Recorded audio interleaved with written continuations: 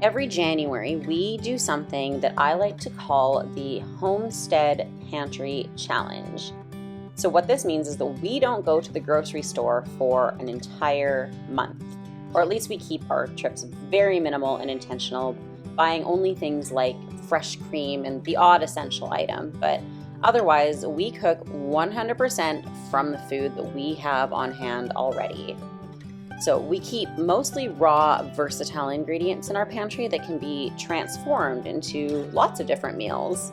And we preserve a ton of food during the summer and fall. So this time of year is really the perfect time to use it all, when there's not much growing on our little homestead and before we start seeds for the new gardening season, and before you know it, we're filling our shelves again.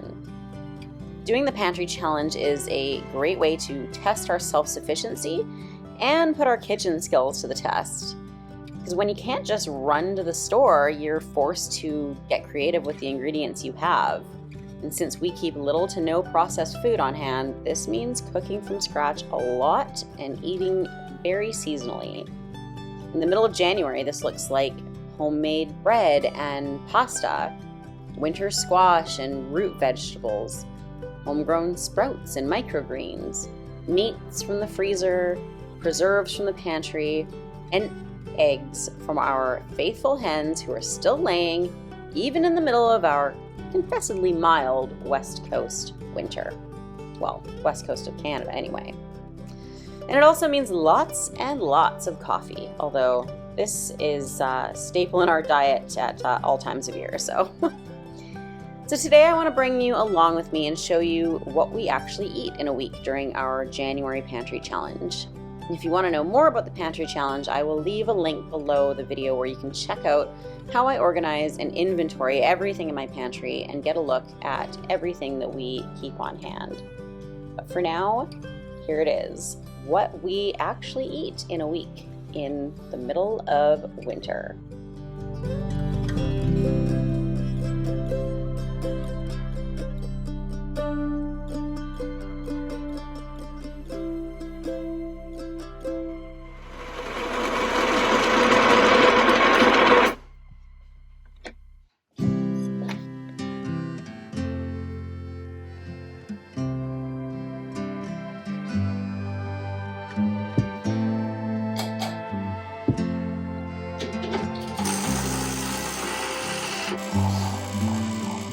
So coffee is king for my husband and I, all year long really, but especially on colder winter mornings, a nice hot cup of coffee is an absolute must to start our day. So whether that is just a simple drip coffee on busy weekday mornings or a fancier, homemade latte with our espresso machine on the weekends, we always make sure to start our day off right with a cup of coffee. So I always make sure that I keep lots of coffee beans on hand. We just get our regular old drip coffee beans from Costco. I always buy organic brands, and then we also buy a special dark roast espresso bean that we keep on hand for our lattes and espresso drinks.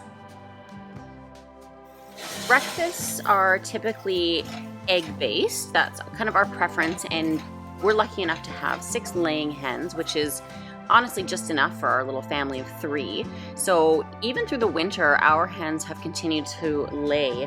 So we are still getting around 4 to 6 eggs daily. So our breakfasts are still consisting of things like scrambled eggs or, omelets. One of our favorite breakfasts is broccoli and cheese omelets. We freeze broccoli from our garden and then we use that throughout the winter to make up really quick and easy and healthy omelets. Usually if we have bacon on hand, we're doing eggs and bacon. That's just a simple but favorite, meal of ours. So that's usually what breakfast is, unless we don't have those ingredients. Or if it's like a special, like a weekend or something, then we'll get a little fancier and we'll do stuff like pancakes or waffles and things like that.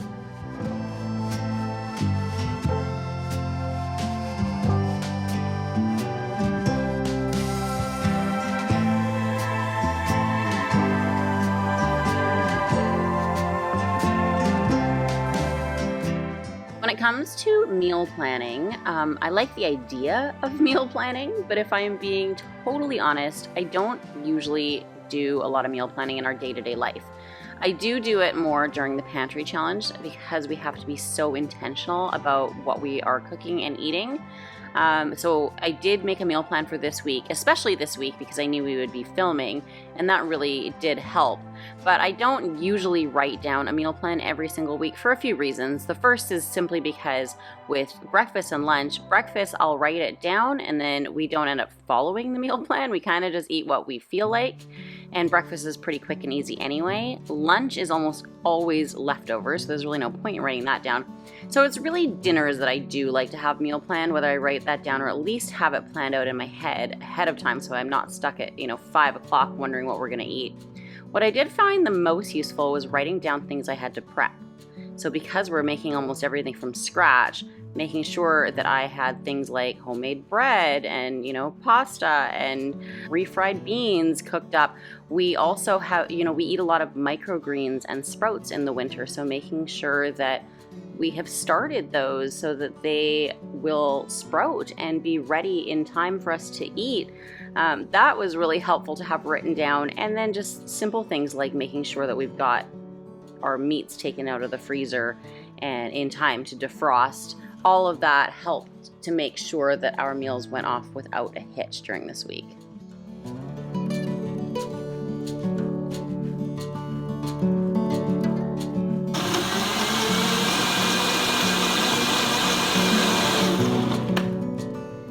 So when it comes to lunch is really the wild card meal of the day. And when I say lunch, I kind of mean any time between breakfast and dinner that we need a little bit of an energy boost. So as I mentioned, most of the time lunch consists of leftovers from the night before, but if we don't have any leftovers or we're just really busy and I need to throw something really quick together, I'll either do just like a snack platter or I'll make up some smoothies. I always have frozen fruit in our freezer. I have lots of, cocoa powders, protein powders, things like that. So I can always make up a quick smoothie, and that usually is enough to get us through till dinner time.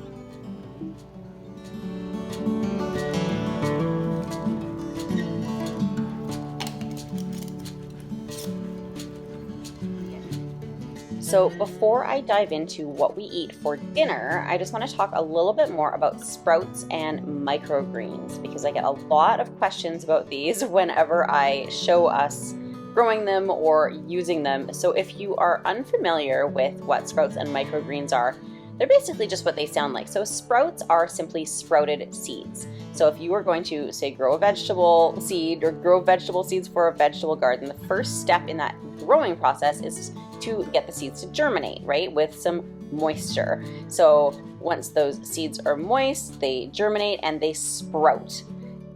The next step in that process is the microgreen stage, and that is basically once those sprouts have taken root and they have started to grow and they have their cotyledon, which is their very first leaves, but they haven't got their true leaves yet and they are just really tiny still. So they're really just baby vegetables. But it is actually said that sprouts and microgreens have more nutrients than their full-grown vegetable counterparts, simply because you're able to basically get more of them into your diet, and they're more densely packed with nutrients being so small. So with sprouts, all you really need is some water because you're just trying to get those seeds to sprout. I like to use these sprouting trays that I got from True Leaf Market. So that is where I get all of my sprouts and microgreens and all the supplies from. It's from True Leaf Market, so I will link them below. But with sprouts, all you need really is a mason jar. And I also have a full article and video actually on how to grow sprouts, so I will link all of that below. For microgreens, this is actually our first year growing microgreens. I'm just getting into them now, but I'm really enjoying them. They do need an actual growing medium, so you can just simply use soil, or what I've actually really liked is True Leaf Market actually sent me this self-watering microgreens hydroponic growing kit. Sounds really fancy. It's not. It's super simple, but all it is that you're growing in something called confetti, which is just simply a sustainably sourced wood shavings that you are moistening. You're getting that wet, and then you are growing your microgreens in that. And that just helps to prevent, messiness, right? Soil getting all over your countertop, that kind of thing. So I've really enjoyed growing in these, and being a self-watering kit, it's been super hands-off. So not only have I been growing in that, but I actually have one to give away right now for anybody who is actually participating in my Homestead Pantry Challenge. So if you are not participating in that yet, I will link to that below as well. You can still sign up and enter to win before the end of the month. So if you want to win your own microgreens self-watering growing kit, then check out the links below this video and you can get signed up for the Pantry Challenge, and I will email you all of the details on how you can enter to win that.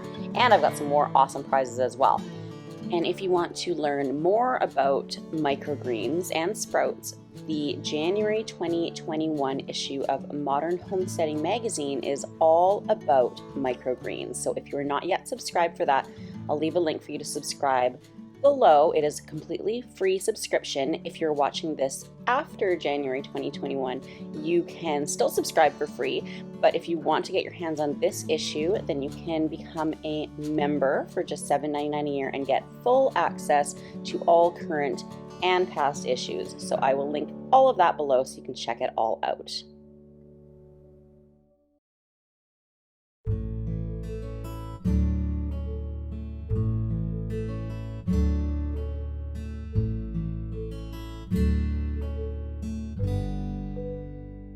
So dinner is where we get to really have fun with our home cooking. This is the meal of the day where we tend to get the most creative, or at least put the most effort in. Now, I'm not gonna lie and say we put a ton of effort in every night. Honestly, some nights we just have breakfast for dinner or something really simple if we're busy or just not really feeling cooking. But most nights we do put a little more effort into our dinners, and I do like to have dinners planned out ahead of time so we have something to look forward to.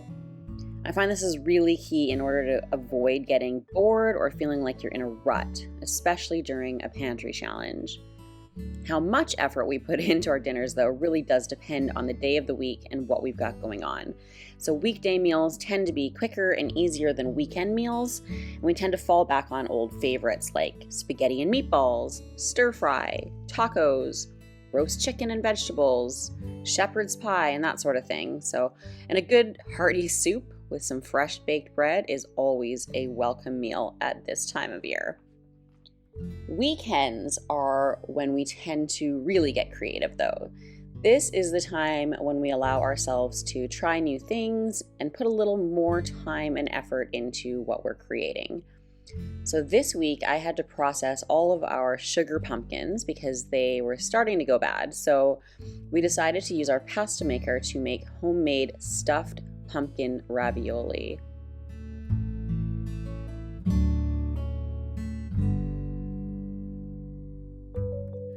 We then topped it with a little brown butter and some Mizithra cheese that we had on hand. So Mizithra, if you have never heard of it before, is similar to Parmesan. So we topped it with brown butter, Mizithra, and then we topped all of that off with some radish microgreens for a pop of color and fresh flavor. And OMG, seriously, who says you have to go to a fancy restaurant to enjoy a gourmet meal? I think this is what I love most about doing the Pantry Challenge and about home cooking in general, is the sky is the limit. You make or break the rules in your own kitchen, and there is nothing you can't create at home with the right mindset and a few of the right tools and ingredients. I mean, I won't try to pretend like we eat like this all the time. When we're not doing a Pantry Challenge, there are nights when we grab takeout like just about every other family. We're only human too. But we do try to cook at home and cook from scratch as often as possible. And the more we do it, the better we get, and the more our repertoire grows. I hope that this glimpse into what we eat in a week helps to inspire you to try new things in your kitchen too. And remember, if you totally mess up, it is just food. You'll get another chance to try again as soon as the next mealtime rolls around.